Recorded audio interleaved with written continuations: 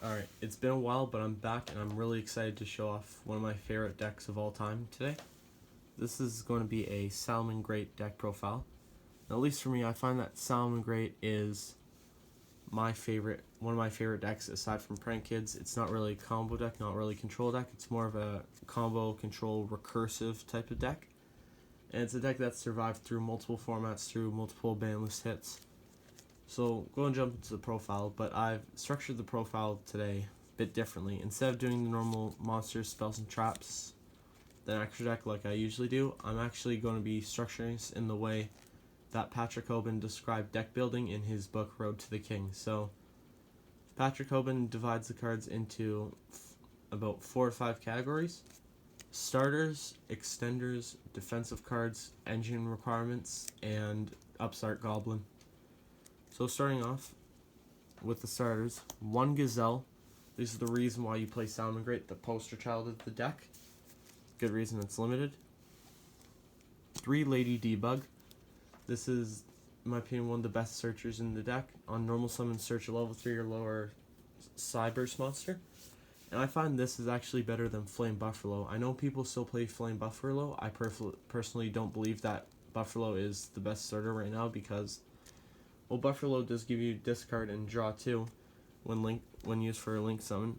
Lady Debug on summon is just an instant search. I'd much rather take a guaranteed search than a chance to draw. 2 Foxy, decent card. It's on summon Excavate 3, add a Salamangreat card. And if you have a face-up Salamangreat spell or trap, discard a card, special summon this, and then you can destroy a face-up spell or trap on the field. Maybe face down, I can't really quite remember. But Foxy cut down to 2 because, well, it is a good starter card. It's not nearly as necessary as Lady Debug, and I usually only want to have 5, at maximum 5 normal summons per deck. But Foxy's also pretty good because he counts as an extender as well. So moving on with the spells for the deck, Salamangreat Circle. No need to explain any further than it's a quick play Rhoda. Quick play Rhoda for Salamangreat monsters. That's pretty damn good. There's a reason why it's limited as well. 3 Sign Up Mining. Thank you, Dual Overload, for the reprint.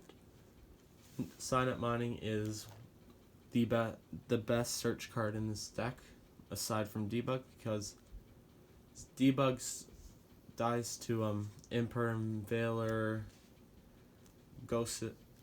not Ghost Whisters, some other stuff. This only really dies to Ash. And also discard a card to for the search. You can discard a Jack Jaguar or Foxy Spinny in your hand. That's usually pretty solid. And 3 Desires. I know Gazelle's at 1. I'm playing a brick card later on at 1. I don't really care. I feel like Pod Desires is actually necessary in this deck because, unlike Prank Kids, you don't need necessarily every Salamangreat monster in this deck to combo off. You can combo off just fine. So this is 13. This is my 13 not extenders. This is my 13 starters for the deck. I find this ratio to be pretty good. So moving on to the extenders, Patrick said that for extenders, you need about 12 to 14 of them, and extenders are there to keep your combo plays going. So I've got 2 Jack Jaguar, obviously one of the better extenders in the deck. Send to graveyard. When it's in the graveyard, you can shuffle a Salamangreat monster back into the deck from the grave and special summon it to a zone link monster points to. Which is pretty good. You can shuffle back a Sunlight Wolf or any other Salamangreat monster into the extra deck and special summon him back. It's pretty good for a grind game. 2 Spinny, really good discard, but not as good now since Mirage Stalio is banned. But still, I wouldn't cut down Spinny to like 1 or 0. You definitely need to play Spinny. 1 Falco, mainly for setting spells and traps in the graveyard. And one thing I like to do, if I know I can't get Gazelle in the field, make Sunlight Wolf, and get away to summon a monster under Sunlight Wolf to add Gazelle back to hand. Usually just you usually send Falco with Gazelle or something, or send Graveyard Sign Up Mining, or even add him to hand with Sign Up Mining. Bounce back the Gazelle to your hand, and special summon Falco, and then link summon something.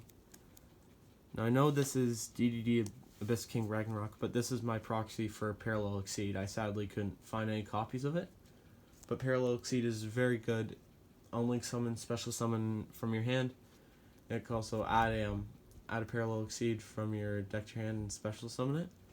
And whenever it's special summoned by its effect, its level becomes 4, so you get easy rank 4 access in this deck. Which is kind of why I cut Foul. I feel like Parallel Exceed is much better.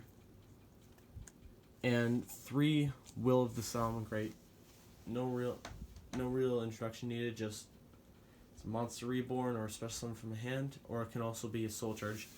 So I know I'm playing 11 extenders in this deck. Well, I said you have about 12. You need about 12 to 14 extenders average for the deck. But this is fine because, like I said, Foxy counts as an extender as well as a starter. Even Gazelle to some extent counts as both a starter and an extender. So going on to defensive cards, Patrick said that you need about it's recommended to have about 6 or more defensive cards, and defensive cards are there to lower your opponent's deck ceiling. Basically there to impede your opponent while advancing your own game state. So 3 Ash, this is the standard, like probably one of the most standard hand traps. This is the standard Salamangreat hand trap because you can add it back to hand with Sunlight Wolf. 3 Nibiru because combo decks are nuts right now. 2 Veiler. I would play 3 more, except I can't. 2 reasons. One, I can't find my other copy of Veiler. I might just have to pick up another one, maybe get a higher rarity playset, and also cutting it down to 2 because I feel like out of these hand traps, Veiler is the least important. Also because I've got Garnet in the deck that I needed space for, unless it would be a 41 card deck, and I don't like running 41 card decks. I usually like to run 40 cards for maximum consistency. So I said I have a Garnet in the deck. This is why. So one of the most powerful things, in my opinion, that you could do right now, sure, you can make multiple negations, sure, you could have crazy 1-card combos, but right now most decks have trouble when dealing with the Dragon Buster lock or a lock from the extra deck. So that's what I decided to do with this. Main decking 1 Scythe and 3 Sanctum. It's fine to play Sanctum trap card because this is a blind first deck. You don't really want to be going second too much unless you use your side deck to go second. But ideally, I really honestly like Artifact, Sanctum, and Scythe. It's, like I said, it's the Buster Lock. And here's another interesting thing you do. Let's say you have Gazelle, use Gazelle's effect already, you have a Balinx on the field or whatever, but you don't have any other way to go into Sunlight Wolf, use not only the effect to get a spell trap back from the grave, but also to get Gazelle back from the grave. Say you don't have a way to special summon a monster under Sunlight Wolf. What you could do, if you open up this as well, go into Sunlight Wolf, whatever, set this card past turn. On their turn, standby phase or main phase, flip this card, summon Sanctum from deck, not summon Sanctum, summon Scythe from deck. Oh god. Summon the Scythe from deck underneath the Sunlight Wolf point, Sunlight Wolf effect, get back your Gazelle. It's a pretty neat interaction. Those are my defensive cards. I think I'm playing about 1, 2, 3, 4, 6. Playing 11. Yeah, I could classify as 11 or 12 defensive cards, or 11 defensive cards and 1 engine requirement. So anyways, going on to the engine requirements. Salamangreat Sanctuary, Rage, and Roar, 1, 1, 1. Really just a generic ratio. Also, while these are considered engine requirements, they're not complete garnets, as they're not dead if you draw it. You can still use them if you draw it. It just makes some of the other plays With this, it makes going to bailings a little more lackluster. For this, if you draw one or the other, it could be pretty nice, but generally you'd want to be searching it for the most part. I also don't want to clog up the hand with too many of these because their effects, they like only activate one effect per turn and only once that turn. It's like the hardest once per turn you can imagine. So that's why I'm playing one of them. And like I said, Upstart Goblin, category of its own. Basically playing with a 39 card deck. Don't know why everybody doesn't play this card in their deck. It's pretty nuts. And yes, sure, it does give 1,000 life points to your opponent, but in this game, really, life's a resource. Same with most card games. Most card games, the better players realize that life tends to be a resource, not something you should be worrying about non-stop. So anyways, going into the extra deck with the XZ monsters, 1 Dweller, 1 Plan B, and 1 Tornado Dragon. So Dweller, of course, because most decks rely on the graveyard, so shut that out, and they're done. Baguska, the Plan B. So maybe you don't open too great, you open like 1 Cyberse monster and a Parallel Exceed, link into Balinks, summon 2 Parallel Exceeds, make Baguska, just sit on the Baguska for a few turns until you can get a play going, because Baguska locks out. If it's in defense position, all monsters summoned go into defense position and have their effects negated. And Tornado Dragon, it's also good it's decent for dealing with back row decks. It's also mainly for when you do draw the copy of Scythe. So, like if you have a way to make a rank 4, but you draw into your copy of Scythe, no problem. Set the Scythe, make Tornado Dragon. On their turn, pop Tornado Dragon. Don't pop Tornado Dragon, pop the Scythe. So, Link 1s, 3 Balinks, 1 Link Rebo, but it's Link Rebo, but it's a proxy for Lingaribo right now, the Ignister card. Because the Ignister card, the Ignister Link Rebo has a similar effect, but it negates trap effects, attributes itself to negate a trap effect. So, say game 2 or whatever, you're going first. Your opponent, you don't know it yet, but your opponent has evenly matched. You can easily, instead of making like a Bailink, Sunlight Wolf, something else to end the turn off, make Sunlight Wolf, Lingaribo, something else, so that they when they do try to use the evenly matched, you can negate it, have no problems with that, because evenly matched does hurt the deck quite a bit. And no real need to describe Bailings anymore. Protection and searches out Sanctuary. You can't play any less than 3 in this deck.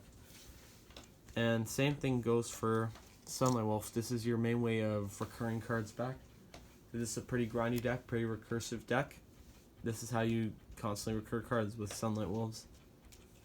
So 1 Nightmare Phoenix to out problematic back row, like Floodgates and stuff. And 1 Update Jammer for when you want to OTK. So the Link 3s, almost at the end of the profile here. 2 Heat Leo. Just Heat Leo stuff. Shuffle back spells and traps into the deck. I think it's shuffle back. It should be target card in your opponent's spell trap zone. Shuffle into the deck. Yeah, I was right. Shuffle into the deck when link summon using a Heat Leo. Target a monster on the field. Target a card in your graveyard. The monster on the field's attack becomes equal to the monster in the graveyard. And here, Link 4, the reason why you play Update Jammer, the reason why you even play Salamangreat to some extent. 1 Access Code Boy. Access Code Talker, easily the most expensive card I own right now because, I'm poor, shut up. Let's say, it's like 80, 90 bucks. You can't afford it. That's fine. You got other options. You could go with Transcode, Borload. Helps to do the Transcode OTK. This doesn't really OTK too much, but it's nice to steal some of your opponent's problematic monsters.